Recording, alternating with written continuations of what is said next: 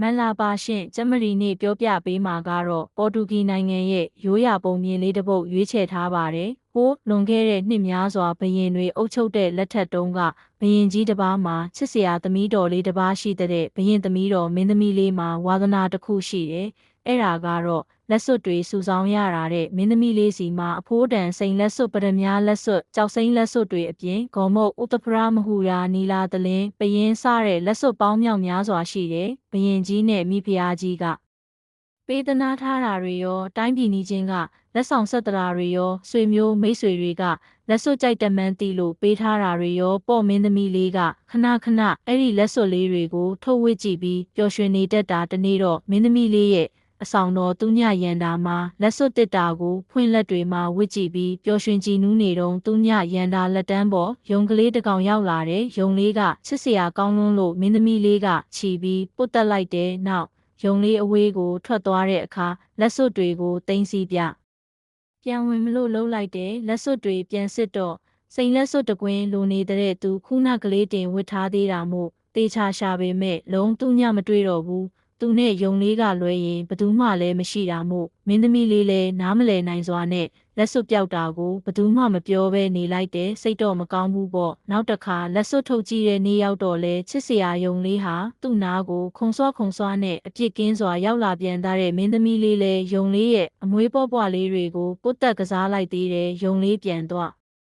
အားတော့လက်စွပ်တွေစစ်ပြီးပြန်သိမ်းဖို့လုပ်တဲ့အခါမြလက်စွပ်တကွင်းထပ်ပြောက်နေပြန်တယ်မင်းသမီးလေးတော်တော်စိတ်ညစ်သွားတယ်ဒီမှာဘသူမှမရှိပဲဘာလို့လက်စွပ်တွေပြောက်နေတာလဲရန်ရွေတော်တွေယူတာလဲမဖြစ်နိုင်ဘူးသူထုတ်ဝတ်တဲ့အချိန်ကနေသိမ်းတဲ့အထိဘသူမှလည်းမလာခဲ့ဘူးလေဒီလိုမျိုး3-4ခေါက်ဖြစ်ပြီးတဲ့အခါနောက်ဆုံးမှာတော့လက်စွပ်တစ်တာလိုက်ကြီးပါပျောက်သွားပါတော့တယ်မင်းသမီးလေးငိုပြီးပေါ့သူတိတ်မြက်နိုးတဲ့နှစ်ပေါင်းများစွာစုဆောင်းထားရတဲ့အဖိုးတန်လက်စွပ်တွေလေးခုတော့တကွင်းမှကိုမှန်ကြီးတော့ဘူးဘရင်ကြီးနဲ့မိဖုရားကြီးကမင်းသမီးလေးအဲ့ဒီတလောမျက်နှာမကောင်းလို့မေးကြပေမဲ့မင်းသမီးလေးဟာယုံလေးတကောင်ရောက်လာတိုင်းလက်စွပ်တွေပျောက်တဲ့ကိစ္စပြောပြရင်သူ့ကိုယုံကြမှာမဟုတ်မှန်းသိတော့ဘာမှမပြောပဲရေငုံနှုတ်ပိတ်နေတော့တယ်အစားလဲကောင်းကောင်းမစားအရင်လိုပျော်ရွှင်တက်ကြွမှုတွေလည်းမတွေ့ရတော့တဲ့မင်းသမီးလေးအတွက်မိဘတွေကစိတ်ပူလာကြတာပေါ့ဒါကြောင့်ဘရင်ကြီးဟာမင်းသမီးလေးပျော်ရွှင်လာအောင်ပြုံးပျော်လာအောင်ပုံမြင်ပြောပြနိုင်မဲ့သူကိုရွှေတင်းကားထုတ်လက်ဆောင်ပေးတော်မူမယ်လို့ကြေညာ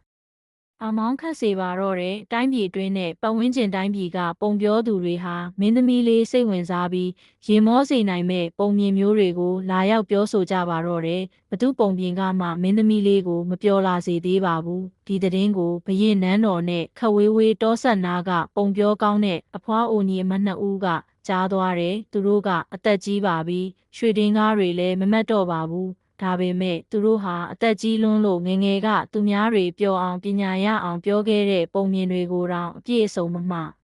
ှတမိကြတော့ဘူးဆိုပဲဒါဆိုဘလို့လောက်ကြမလဲတို့တိုင်းပြည်ရဲ့မင်းသမီးလေးကိုပျော်ရွှင်စေခြင်းလိုက်တာလို့အဖွားအိုကြီးကညီးလိုက်တယ်အဖွားအိုငယ်ကပါးရည်တွေတွန့်သွားအောင်ပြုံးလိုက်ပြီးပုံမြင်ဟောင်းတွေမမှတ်မိတော့ရင်ပုံမြင်အစ်စ်တွေရှာလိုက်မှာပေါ့တဲ့ဒီလိုနဲ့အဖွားအိုညီမနှစ်ယောက်ဟာလမ်းမှာပုံမြင်အစ်စ်ဖန်တီးဖို့စိတ်ဝင်စားစရာကောင်းတာလေးတွေတွေ့မလားဆိုပြီးမင်းနေပြီးတော့စီထွက်လာကြပါတော့တယ်တောလန်းတနေရာမှာထူးဆန်းတာတစ်ခုတွေ့သွားတယ်အဲ့ဒါကမြီးတကောင်ပဲမြီးဆိုတာကတော့မထူးဆန်းပါဘူးမြင်းလောက်လဲမကြီးပုပ်ပုလေးနဲ့ချစ်စရာလေးဒါပေမဲ့ထူးဆန်းတာကအဲ့ဒီမြီးဟာရှေ့ကိုမသွားဘဲနောက်ပြန်ကြီးသွားနေတာအဖွားအိုညီအမနှစ်ယောက်ဟာအဲ့ဒီနောက်ပြန်သွားနေတဲ့ထူးဆန်းတဲ့မြီးနောက်လိုက်သွားရင်ဘာထူးဆန်းတာတွေတွေ့နိုင်မလဲမသိဘူးဆိုပြီးခက်လန်းလန်းကနေမြီးလေးထွက်မပြေးသွားအောင်တိတ်တိတ်ကလေးလိုက်သွားခဲ့ကြတယ်တော်တော်ကလေးလိုက်သွားရင်တောနက်သေးကတစ်လုံးအိမ်တအိမ်နောက်ကိုမြီးလေးဝင်သွားတာတွေ့လိုက်ကြတယ်အဲ့ဒီအိမ်က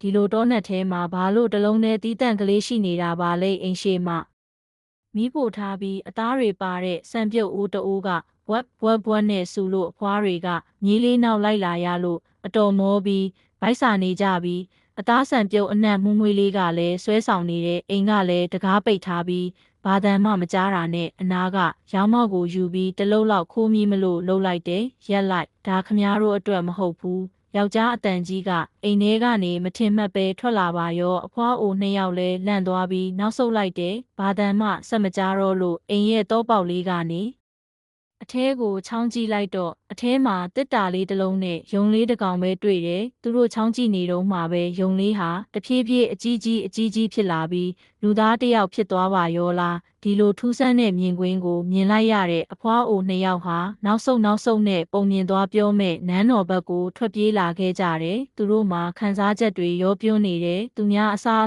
ခိုးစားတာလူမိသွားလို့ရှက်ကြောက်သွားတာရောယုံကနေလူဖြစ်သွားလို့အံ့ဩတာရောမင်းသမီးလေးအတွက်ပြောပြစရာ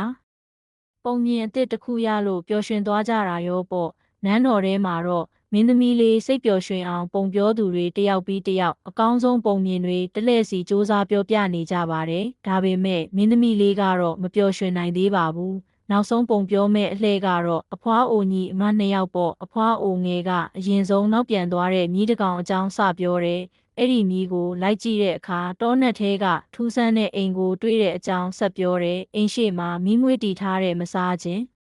ဘဲမနေနိုင်အောင်မွေးပြန်းလာတဲ့အသားဆန်ပြုတ်အကြောင်းရောပေါ့မင်းသမီးလေးကတော့မေးလေးကိုလက်ထောက်အဝေးကိုနေပြီးပဲပုံမြင်ကိုနားထောင်နေရှာတယ်သူ့စိတ်ထဲမှာတစ်ချိန်လုံးလွှမ်းမိုးထားတာပျောက်သွားတဲ့သူ့လက်စွပ်လေးတွေပဲလေအဖွားအိုကြီးကကြံတဲ့ပုံမြင်ကိုဆက်ပြောလိုက်တယ်တကွီမြည်နေတဲ့အဖွားတို့ရဲ့ဘိုက်ကိုဖြည့်ဖို့အဲ့ဒီအသားဆန်ပြုတ်ကိုနှိုက်စားကြမလို့လှုပ်တဲ့အချိန်မှာပဲရုတ်တရက်အိမ်ထဲကနေအတန်ထွက်လာတယ်လေ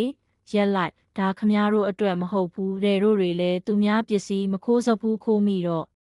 မလို့ဆိုတော့တအားလန့်သွားတယ်ကိုနှလုံးခုန်တန်းကိုကြားရမတက်လောက်အောင်ဒိန်းနဲ့ပေါ့တောင်းပန်မလို့စောင့်နေတော့မှပဲဘသူမှထွက်မလာတော့တို့တွေတော့ပေါက်ကနေအိမ်ထဲကိုချောင်းကြည့်လိုက်တဲ့အာလာတစ်တာလေးတစ်လုံးဘေးနားမှာချစ်စရာယုံလေးတစ်ကောင်ပဲတွေ့တော့ပိုလန့်သွားတာပေါ့မင်းသမီးလေးကအဲ့ဒီတော့မှအဖွားအိုတို့ကိုတေချာကြည့်လိုက်တယ်ပြောပါအောင်ဆက်ပြောပါအောင်အဖွားတို့ရဲ့လို့ပါပြောလိုက်တယ်အဖွားတို့လည်းမင်းသမီးလေးစိတ်ဝင်စားတာတွေ့တော့ပိုအားတက်သွားပြီးဆက်ပြောပြတယ်တို့လည်းတရေလားတစေလားနာပါသူညလားလန့်သွားတာလေအဲ့ဒီအချိန်မှာပဲယုံလေးကတဖြည်းဖြည်းကြီးလာပြီးဝက်ကောင်းစားလာနဲ့ခန့်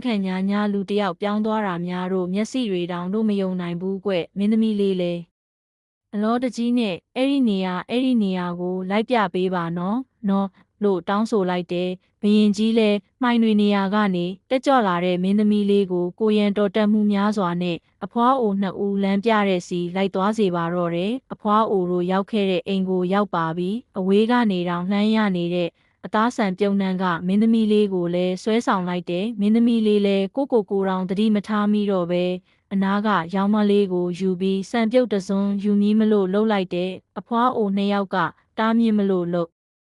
နေတော့မှပဲအိမ်ထဲကအတန်ထွက်လာပါရောသုံးဆောင်ပါမင်းသမီးလေးအသားဆန်ပြုတ်ဟာမင်းသမီးလေးအတွက်ပါတဲ့မင်းသမီးလေးရောအားလုံးကပါပါဇက်အဟောင်းသားနဲ့အံ့ဩသွားကြတယ်အိမ်ကတကားတောင်မပွင့်သေးပဲမင်းသမီးလေးလာမှန်းဘလို့တိလဲပေါ့အဖွားအိုတွေကလည်းအံ့ဩသွားတယ်သူတို့စားမလို့လှုပ်တုံးကတားမြစ်ခဲ့ပြီးမင်းသမီးလေးကြတော့သုံးဆောင်ပါလို့ပြောတာကိုမင်းသမီးလေးလည်းအိမ်ရဲ့တောပေါက်လေးကနေအထဲကိုချောင်းကြည့်လိုက်တဲ့အခါတေချာပေါက်သူ့စီလာလဲတဲ့ယုံကလေးကိုတွေးလိုက်ရပါတော့တယ်မင်းသမီးလေးဟာအိမ်တကားဘွား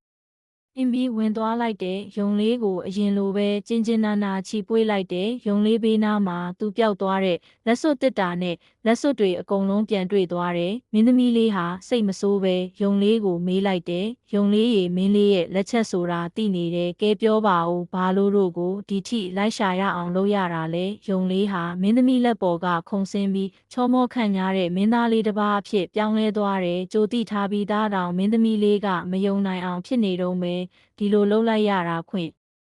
လွတ်ပေးပါမင်းသမီးလေးကျွန်တော်ဟာကျိန်စာသိနေတဲ့မင်းသားတစ်ပါးပါမင်းသမီးလေးတစ်ပါးကိုယ်တိုင်ကျွန်တော်ရဲ့အိမ်ထိရောက်လာမှကျိန်စာပြေမှာမို့အခုလိုမင်းသမီးလေးရဲ့လက်စွပ်တွေကိုယူလာခဲ့ရခြင်းဖြစ်ပါတယ်မင်းသမီးလေးလည်းနားလေခွင့်လွတ်ပေးလိုက်တဲ့အပြင်သူ့လက်စွပ်တစ်တာတွေကယုံကလေးပထမဆုံးယူသွားခဲ့တဲ့စိန်လက်စွပ်ကိုလက်ဆောင်ပေးလိုက်ပါတော့တယ်မင်းသားလေးလည်းကျိန်စာကလွတ်သွားပြီးမြင်ချင်းချစ်မိတဲ့မင်းသမီးလေးနဲ့ပေါင်းဖက်သွားကြပါတော့တယ်အဲ့ဒီလိုနဲ့ဒီပုံပြင်လေးဟာအခုထိတိုင်လက်ဆင့်ကမ်းနဲ့ချ